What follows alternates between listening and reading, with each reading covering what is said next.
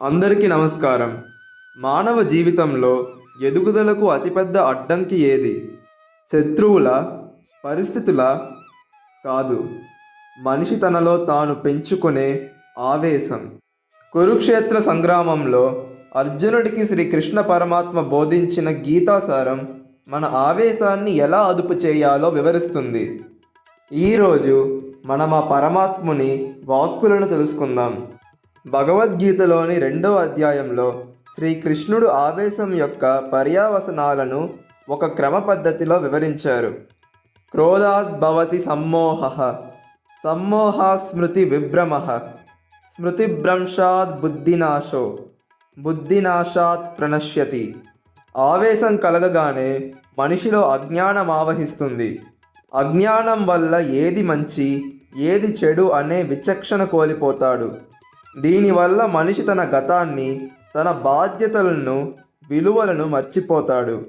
ఆలోచనాశక్తి నశించి మనిషి విచక్షణ లేని జంతువులా ప్రవర్తిస్తాడు. బుద్ధి నశించిన మనిషి చివరికి తనను తాను నాశనం చేసుకుంటాడు. మిత్రులారా, శ్రీకృష్ణ పరమాత్మ భగవద్గీతలో నరకానికి 3 ద్వారాలు ఉంటాయని చెప్పారు.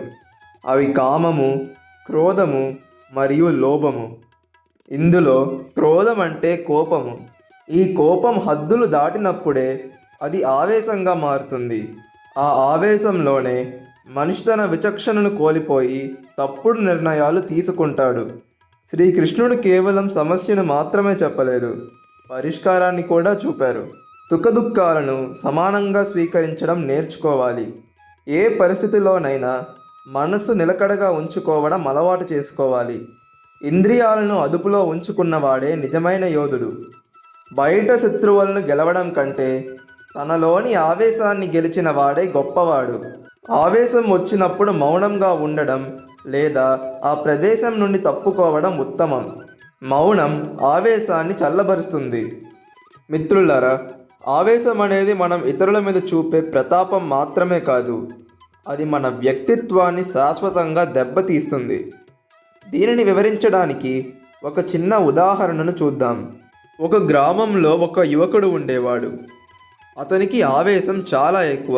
చిన్న చిన్న విషయాలకే విపరీతమైన కోపం తెచ్చుకొని ఎదుటివారిని నోటికి వచ్చినట్లు తిట్టేవాడు. అతని ప్రవర్తన వల్ల ఇంట్లో వారు, స్నేహితులు అందరూ దూరం అవుతున్నారు. ఒకరోజు ఆ యువకుడు ఒక సాధువు వద్దకి వెళ్ళి, స్వామి, నా ఆవేశాన్ని నేను అదుపు చేసుకోలేకపోతున్నాను. దీనివల్ల అందరినీ కోల్పోతున్నాను. ఏదైనా మార్గం చూపండి అని వేడుకున్నాడు. ఆ సాధువు నవ్వి ఒక సంచి నిండా మేకులు, ఒక సుత్తి ఇచ్చి ఇలా చెప్పారు, నాయనా, నీకు ఎప్పుడు కోపం వచ్చినా మీ ఇంటి వెనుక ఉన్న చెక్క గోడకు ఒక మేకుని కొట్టు.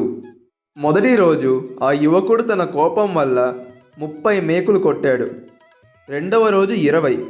అలా రోజులు గడిచే కొద్దీ ఆ గోడకు మేకులు కొట్టడం కంటే తన కోపాన్ని తగ్గించుకోవడం సులభమని గ్రహించాడు. మెల్లగా అతనికి కోపం రావడం తగ్గిపోయింది. ఆ యువకుడు మళ్ళీ సాధువు వద్దకు వెళ్ళి, స్వామి, ఇప్పుడు నాకు అస్సలు కోపం రావడం లేదు అని సంతోషంగా చెప్పాడు.